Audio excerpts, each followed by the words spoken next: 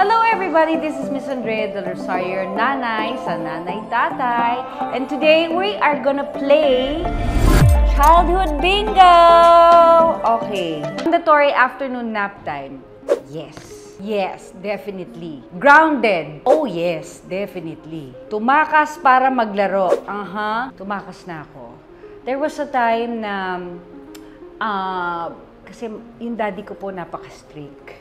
May pagka-military ba? Military discipline. Yan. And nung unang panahon, bawal kami talaga lumabas ng bahay na hindi nagpapaalam.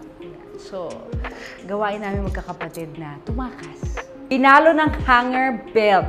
Yes, chinelas. Wala nakalagay chinelas, pero kasama rin. Pinalo ng hanger belt. Yes, napalo na po ako maraming beses bago ako pinastand in the corner. So, yun ang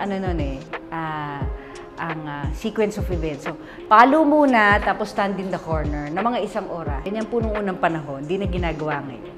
Di nakatulog dahil sa multo. Yes. Dati po, nakatira po kami sa probinsya. Sa Tagaytay po, meron kaming bahay bakasyunan na kung saan nagdesisyon na ang daddy ko na doon kami tumira. Diba? And it's not so pleasant para sa aming mga bata dahil nakakatakot siya sa gabi. Pumapasok po ang fog sa loob ng bahay.